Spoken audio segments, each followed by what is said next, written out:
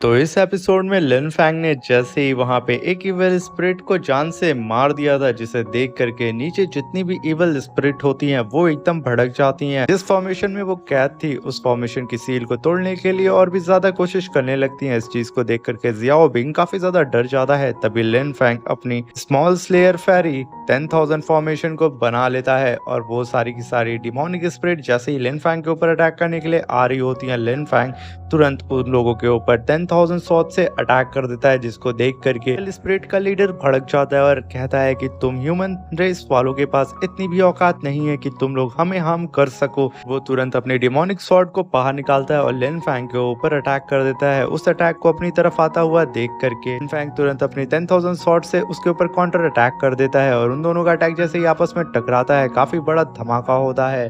तभी उन evil spirit के लीडर की नजर मैंग त्यांग के ऊपर पड़ती है, क्योंकि मैंग त्यांग उस टूबा इमॉर्टल पल को रिफाइन कर रहा होता है। और तभी वो कहता है क्यों ना मैं इस बच्चे को ही यहाँ पे खत्म कर दूं। मैंग त्यांग के ऊपर अटैक कर देता है। मैंग त्यांग को बचाने के लिए साओ त्यांग तुरंत अपनी डिवाइन स्वॉर्ड को बाहर निकालता है, मगर वो ज्यादा देर तक उसे होल्ड नहीं कर पाता है, क्योंकि उस इविल स्पिरिट ने अपनी पावर को बहुत ज्यादा बढ़ा देता है, जिसकी वजह से साओ त्यांग काफी दूर जाकर के खिसक जाता है। वो डीमन लीडर जैसे ही मैंग त्यांग के ऊपर दोबारा अटैक करने जा रहा होता है, जिसे देख करके एंसेस्टर सुजू तुरंत आ जाती हैं और अपनी डिवाइन प्लेट को निकाल करके मैंग त्यांग के सामने एक बैरियर बना देती हैं और उस इविल स्पिरिट के अटैक को रोकने के लिए कोशिश करने लगती हैं। और उस इविल स्पिरिट की पावर बहुत ज्यादा होती है, जिसकी वजह से एंसेस्टर सुजू भी वहां पे घायल हो जाती हैं, पीछे चले जाती हैं। और तभी वो डिमोनिक स्पिरिट एक बार फिर से मैंग त्यांग के ऊपर अटैक करने चला जाता है, जिसे देख करके मैंग त्यांग का म्यूचुअल पैट जियाओ बिंग उसके सामने आ जाता है और कहता है कि आज अगर मैं मर भी गया तब भी मैं अपने मास्टर को बचा के रहूंगा।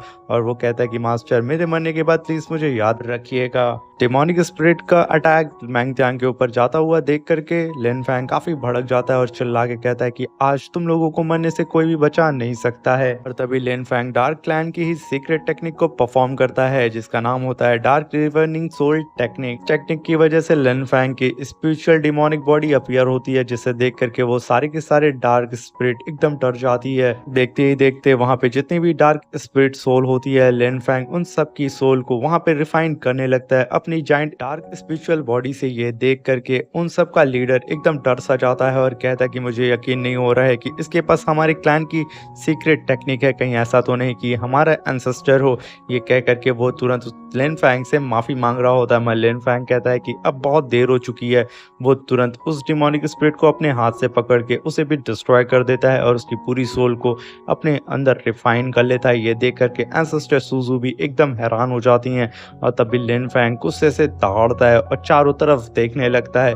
उसकी दहाड़ की वजह से आसपास जितने भी डिमोनिक कल्टीवेटर होते हैं वहां से भागने लगते हैं। तभी लिन फैंग कहता है कि मैंने तुम लोगों को यहाँ से भागने की परमिशन नहीं दिया, और वो एक ही बार में उन सबको वहां पे रिफाइन करके अपनी स्पिरिचुअल बॉडी में मर्ज कर देता है। तभी लिन फैंग की ऐसी पावर देख करके जियाओ बिंग और शाओ त्यांग दौड़ते हुए लिन फैंग के पास आकर के कहते हैं कि मास्टर आखिर ये कौन सी टेक्निक थी जिसके बारे में हमें पता तक नहीं है। तभी लिन फैंग उन्हें देख के हंसने लगता है और तभी जियाओ बिंग कहता है हमारे मास्टर सच में एक ट्रू गॉड सन है। तभी लिन फैंग अपने पास से डिमोनिक स्पिरिचुअल स्टोन निकालता है और वो स्टोन उसी खाई के अंदर फेंक देता है, चेक करने के लिए कि अंदर और भी कहीं डिमोनिक सोल छुप करके तो नहीं बैठी हैं। जब उसे ये कंफर्म हो जाता है कि अब कोई भी सोल यहाँ पे नहीं बची है, वो अपने स्पिरिचुअल स्टोन को अपने पास रखता है और अपनी स्पिरिचुअल बॉडी को भी अंदर समन कर लेता है।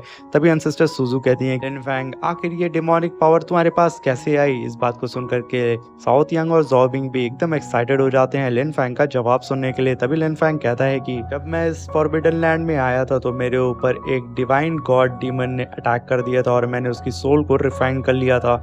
और जब मैंने आपकी बॉडी से उस डीमन को रिफाइन किया था तो मैंने उन दोनों की पावर को मर्ज करके एक डिमोनिक स्पिरिट बना दी, क्योंकि डीमन गॉड लेवल से भी ज्यादा पावरफुल है। इस बात को सुनकर के एंसेस्टर सुजू की जान में जान आती है और वो कहती है कि मुझे लग रहा था कि कहीं तुम डीमंस के स्पाई ना हो। तभी लिन फैंग कहता है कि एंसेस्टर सुजू मुझे यहाँ बैठ के कल्टीवेशन करना होगा और अपनी पावर को रीगेन करना होगा, क्या आप यहाँ पे मेरी प्रोटेक्शन कर सकती हैं। सिस्टर सुजू वहाँ पे हाँ में सर हिलाती हैं। तभी लिन फैंग डिवाइन वाटर को निकाल करके पी लेता है और अपनी एनर्जी को रीगेन करने के लिए वहाँ कल्टीवेशन करने लगता है और कहता है कि मुझे कैसे भी करके इन सारी स्पिरिट को जो मैंने रिफाइन किया है उसे रिफाइन करके अपनी उस स्पिरिचुअल डीमन बॉडी से मर्ज करना होगा। और तभी लिन फैंग अपने गॉड के ग्रैबयार्ड में आ जाता है, जिसके सामने उसकी वही डिमोनिक स्पिरिट बॉडी होती है और लिन फैंग देखते देखते उन सारी डीमंस की स्पिरिट को रिफाइन करके अपनी सोल बॉडी से मर्ज कर देता है, की वजह से उसकी सोल बॉडी अब और भी ज्यादा पावरफुल हो चुकी होती है। इधर कई सारे डेमोनिक कल्टीवेटर इमॉर्टल लैंड की तरफ आगे बढ़ रहे होते हैं, क्योंकि वो सब आज मिल करके इमॉर्टल लैंड के ऊपर सरप्राइज अटैक करने वाले होते हैं। इस बात से बेखबर लिन फैंग की पूरी टीम होती है। तभी वो डेमोनिक कल्टीवेटर कहते हैं कि मुझे ऐसा महसूस हो रहा है कि हमारे सामने इतनी ज्यादा प्योर स्पिरिचुअल एनर्जी है इस इमॉर्टल लैंड के अंदर, हमें जल्द से जल्द इस पूरे इमॉर्टल लैंड को तबाह कर देना चाहिए। तभी उनमें से डेमोनिक लेडी कहती है कि आखिर हम लोगों ने इससे पहले इसके ऊपर अटैक क्यों नहीं किया। तभी उनमें से एक बंदा कहता है कि उन्हें इन लोगों के ऊपर बहुत बार अटैक की, मगर इन ह्यूमंस कल्टीवेटर के पास इनके एंसेस्टर की बॉडी होती है, जिसकी वजह से वो लोग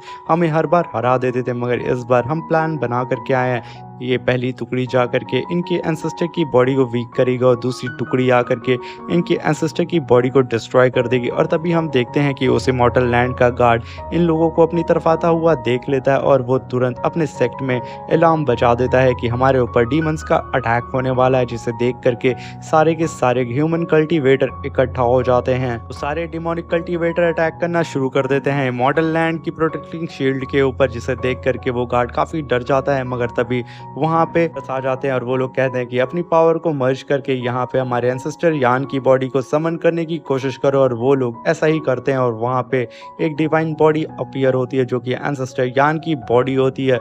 और देखते ही देखते वो एक ही स्लैश में उन सारे के सारे डिमोनिक कल्टीवेटर की जान लेना शुरू कर देते हैं, जिसे देख करके वो डिमोनिक लीडर्स कहते हैं कि ये बंदा मरने के बाद भी हमारा पीछा नहीं छोड़ रहा है। और तभी वहां पे ईगल डीमन कहता है सिर्फ एक डिवाइन स्पिरिचुअल बॉडी है और ये बॉडी को अवेक करने के लिए उन कल्टीवेटर्स को अपनी पावर को यूज करना होगा। और मुझे नहीं लगता कि इन लोगों के पास इतनी पावर होगी कि वो लोग यहाँ पे इस डिवाइन बॉडी को ज्यादा देर तक रोक सकें। इस बात को सुन करके सारे डिमोनिक कल्टीवेटर एकदम खुश हो जाते हैं और कहते हैं तो क्यों ना हम लोग अपने सिस्टर को समन करें और एक साथ इनके ऊपर अटैक कर दें। इस बात को सुन करके वो ईगल डीमन अपने एंसेस्टर को बुलाता है, जिसे देख करके वहां पे खड़े हुए ह्यूमन कल्टीवेटर काफी ज्यादा डर जाते हैं। तभी वो ईगल डीमन कहता है कि एंसेस्टर आप हमारे लिए इस इमॉर्टल लैंड को तबाह कर दें और एंसेस्टर यान की बॉडी को डिस्ट्रॉय कर दें। ये बात सुनते ही वो डीमन एंसेस्टर अपना एक डिवाइन स्पीयर बाहर निकालता है और एंसेस्टर यान के ऊपर अटैक कर देता है। और यहीं पे हमारा ये एपिसोड खत्म हो जाता है।